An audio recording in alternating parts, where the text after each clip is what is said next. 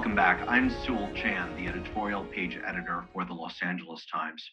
This is our July 4th episode, and we're going to be talking today about what it means to be an American.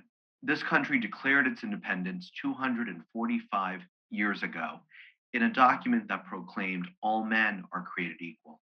But at the time, in 1776, nearly 20% of the population was enslaved. Of course, the United States has come a long way since then, but much work remains. History tells us that this nation of immigrants has also been a nation of xenophobia. The current waves of racism and anti immigrant hate are nothing new for America. We've been here before. But America is also now undergoing a major transformation. Latino, Asian, and other immigrant populations are growing. The 2010 to 2020 decade was the first in US history in which the white population declined in number. Non Hispanic whites are on track to be a minority of the population as early as 2045. It all brings us back to this question: who is an American? Joining me for this important conversation is Jean Guerrero, an investigative journalist and author. She has been a regular contributor to the Los Angeles Times and will join our staff as an opinion columnist in July.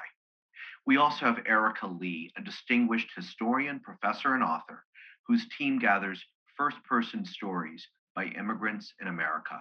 Let's have a look. My name is Erika Lee. I'm a Regents professor of history and Asian American studies at the University of Minnesota, and I also direct the Immigration History Research Center. I'm an immigration historian, and I'm also an Asian American historian. I've written 4 books.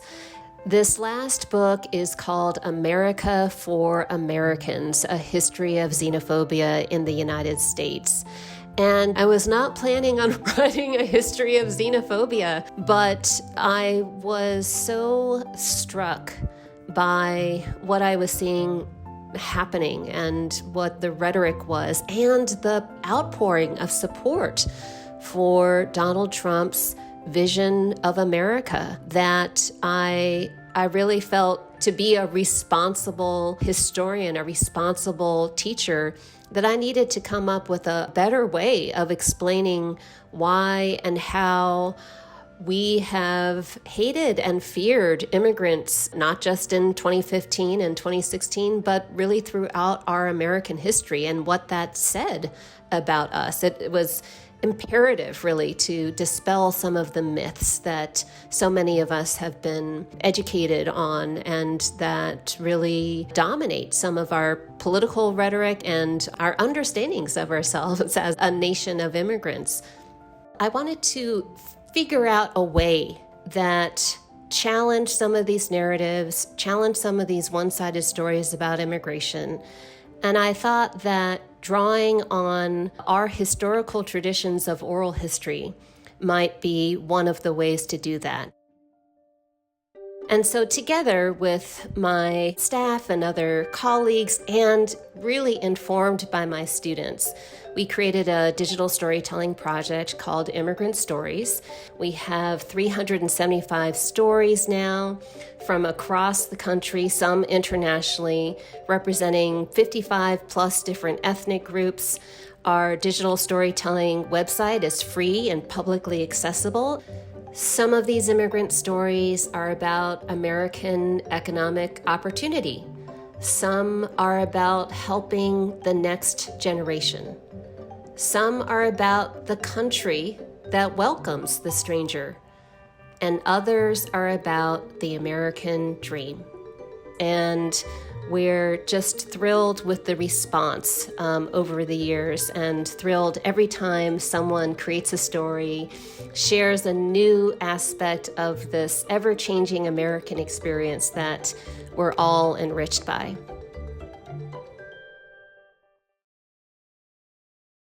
Erika Lee joins me now. Erika, I'd like to follow up on what we just saw and heard. The oral histories and stories that your team have gathered run the gamut from feeling like an outsider to making a living in America to pride of becoming a citizen. How does this project speak to the moment we're in? Thank you so much for that wonderful question. And thank you for inviting me to speak about these really important issues, not just on Independence Day, but really every day. You pointed to the diversity of immigrant stories in terms of the relationship to what it means to be an American, what it means to strive for the American dream. We wanted to give the power of storytelling to immigrants and refugees and their children so that they could choose the story that they wanted to tell. And sometimes it's a story about loss. There are stories in our collection that do explicitly say, I wish I had never come here. And then there are the stories that may be more familiar to us, the story of the American dream, how people came with nothing, worked hard, and were able to build a home and send their children off to college. And it's that diversity of the immigrant experience that I think speaks to what the American experience is. Not all of us have made it. Not all of us are able to access or achieve the American dream. And I think that that is an important lesson to keep in mind as we consider this transition point that we're facing as a country, as we're transitioning from a period where immigration has been deliberately made a threat to the United States, where now we're having more political conversations about reform, about changing that narrative and changing our policies. Erica, you started working on your latest book, America for Americans, the night Donald Trump was elected president in November 2016. Why? I knew that I was going to go into the classroom the very next day um, and and talk with my students, most of whom are first generation immigrants and refugees. And I honestly did not know what to tell them. I knew that they would have a lot of questions. And I walked in and I said, what do you want to talk about today? Do you want to continue with the standard lesson that we had planned on the syllabus? Should we throw it out? Should we should we just sit here um, and discuss what happened? What questions do you have? And I think so many of us were in shock. We're frustrated. We're scared, but really didn't know how to talk about it yet. So I passed around index cards, and I said I invited them to just write down anything, a thought, a reaction. Knowing that some were pleased with the election results and some were not, and that formed the foundation not only for the conversation that we had in class that day, but also allowed me to to understand how my students, represented a microcosm of the country where we all just had so many questions about what did this mean? How did this happen? Where would we go from here? What lessons can history provide for charting a way forward?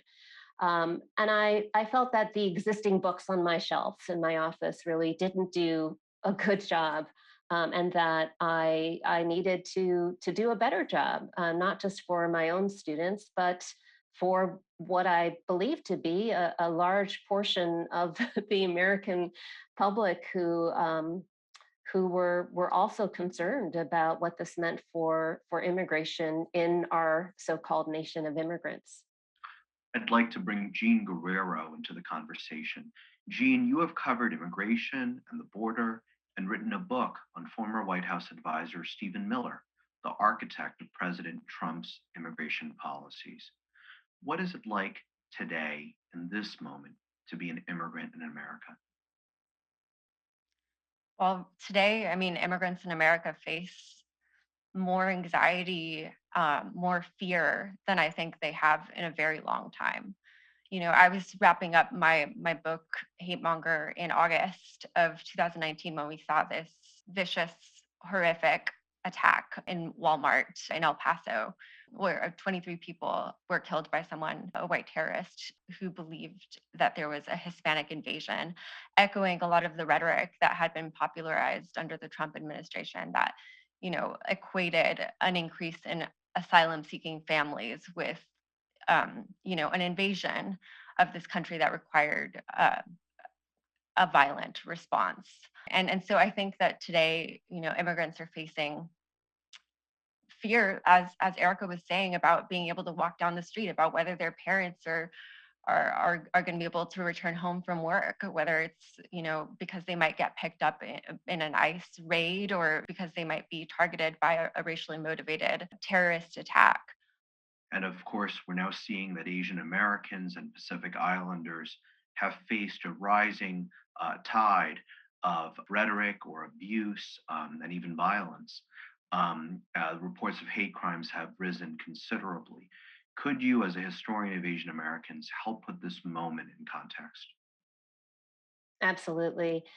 Um, I finished this book in 2019, and then I started writing the epilogue uh, during the pandemic because I thought that the story might be over in 2020, but it soon became clear that with the pandemic that our xenophobic tradition took another evolution, and that we were drawing upon a long-standing narrative that foreigners bring disease, that foreigners spread disease, and that during times of crisis, immigration restriction is a logical response. And I remember reading the news reports of anti Asian, anti Chinese sentiment and the narratives around the origins of the coronavirus in January and February of 2020. So, even before the virus officially came to the United States, and seeing these messages, longstanding messages about Chinese people in particular bringing disease, rooted in our history and reanimated again in 2020. And it worried me. It kept me up at night thinking that if the virus spread to the United States, what would that mean for us as Asian Americans? But I still could not have imagined.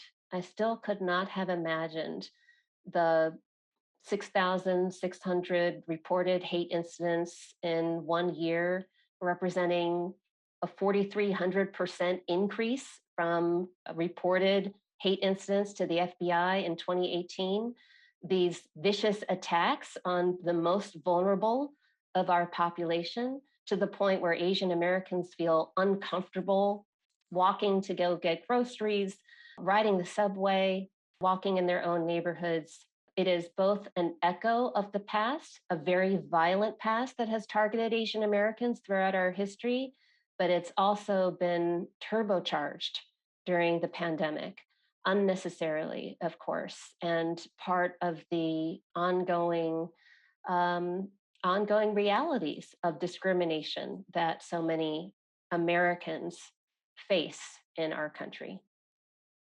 Jean, as you say, anti immigrant politics have recurred throughout American history. In California, for instance, voters in 1994 passed Proposition 187, which banned undocumented immigrants from receiving public benefits, including a public education, although most of the new law was later struck down by the courts. Today, California is now generally considered to be welcoming toward immigrants. Jean, is that shift unique to California, or is it a trend that could be spreading to other parts of this country? Well, it's definitely a trend that I believe is spreading to other parts of the country. And we saw sort of the beginnings of it in California in the 1990s with this proposition that you mentioned, Prop 187. That created an intense sense of urgency in California among immigrant communities that turned the state deep blue. And I think that that same transformation that we're seeing in California is starting to happen in other places, specific sanctuary policies being passed in a variety of different cities. But that transformation is creating a similar backlash as we see demographic shift, as we see the empowerment, the political empowerment and mobilization of communities of color. There's likewise this very intense white backlash against that. Now, Gene, certainly much of the anti immigrant sentiment and racial violence and intimidation in recent years have derived from stoked up grievances and the fear of an increasingly diverse America.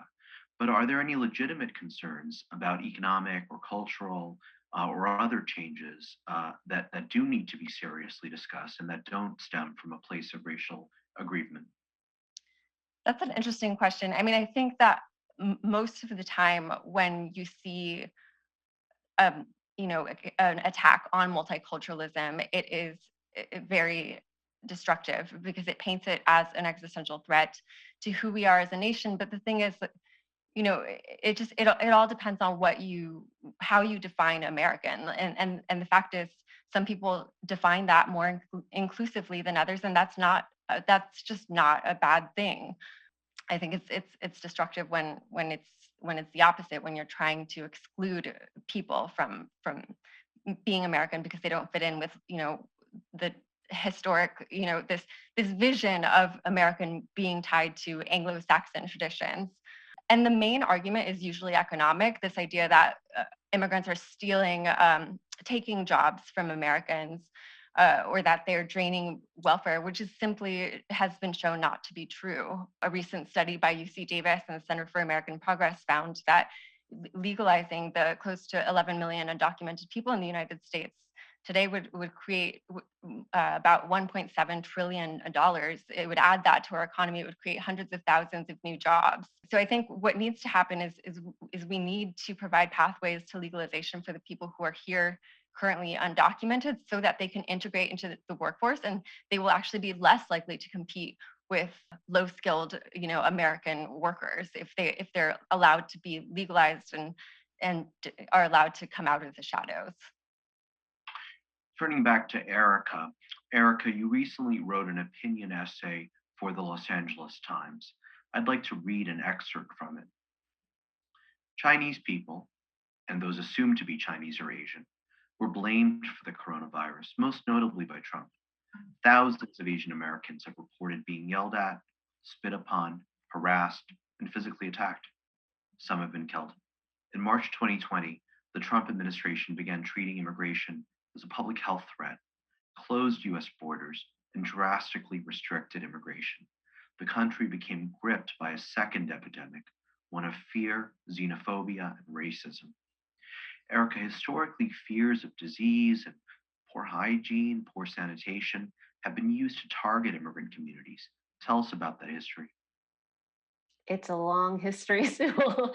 It really goes back to every single immigrant group that had already been identified as a threat, either because they were too foreign or because there were too many, or concerns that they were taking away jobs, etc. So we see even in the 18th century that Germans are being blamed for bringing yellow fever.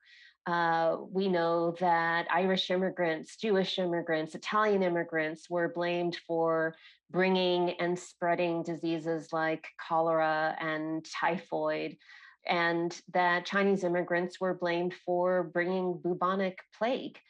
That these groups were then disproportionately targeted and impacted by both public health policies that were implemented in the name of protecting the greater American public health, as well as immigration policies that used the fear of disease and contagion to restrict immigration.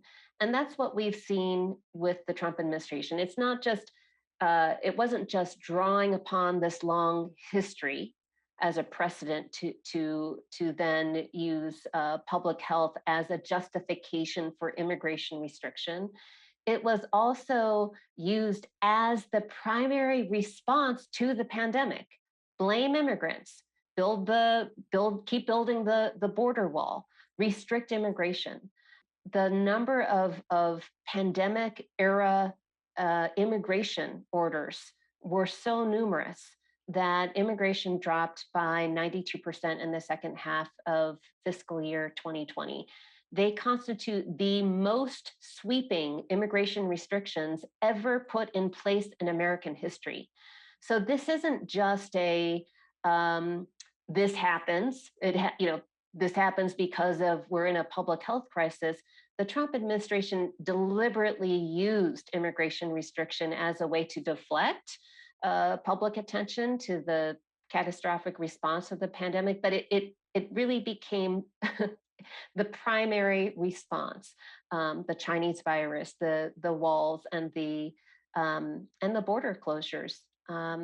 It's something that, as Jean mentioned, did not go away simply with the change of administration, will likely last beyond the pandemic, whenever that is over, and really speaks to the need to keep on paying attention and to challenging not only these undercurrents of xenophobia and racism, but the pandemic era policies that were supposed to be temporary, but seem to be longer lasting than many of us expected.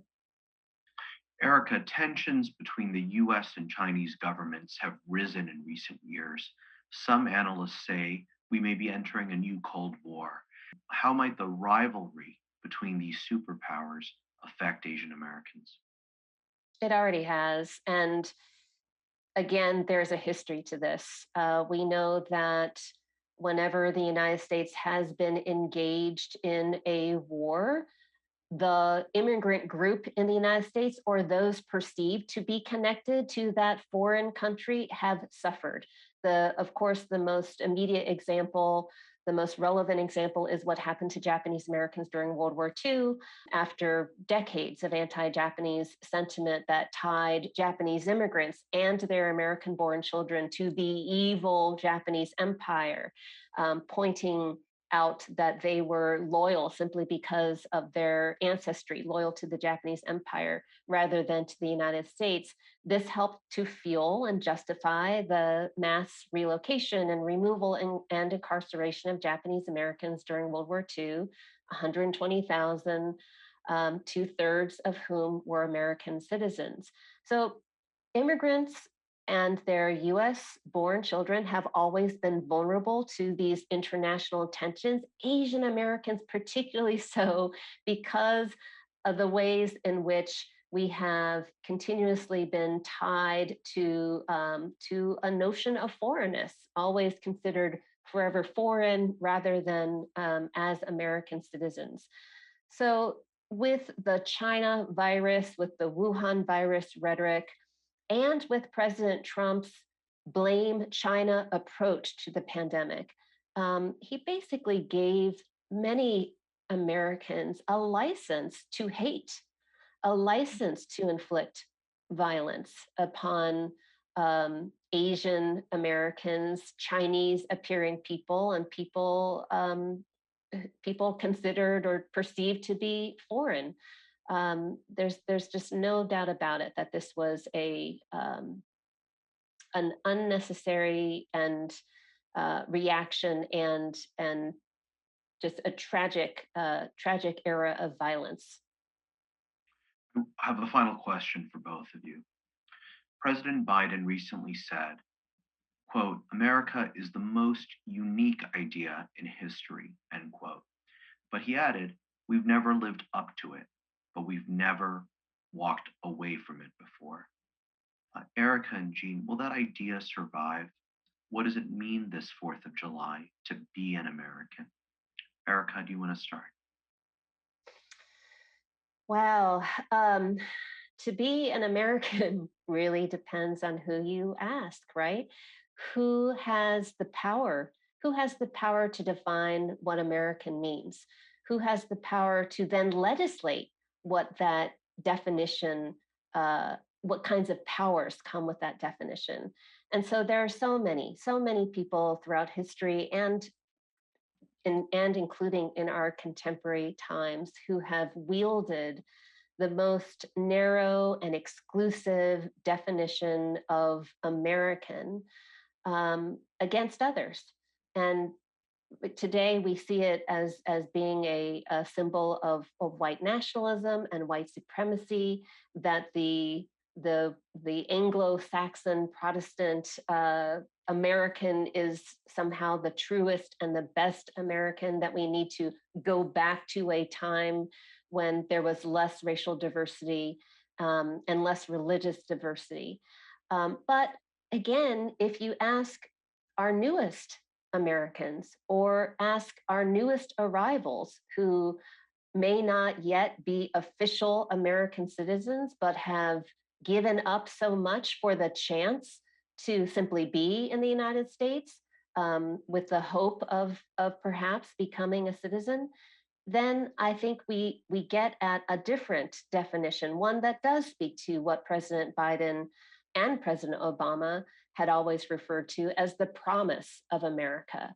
I think it's important to acknowledge that that promise has not always been accessible to everybody and still is not accessible to everybody, but that ideal and the values do remain an important part of a much broader and welcoming and inclusive definition and ideal of America that we can and should look forward to and to support.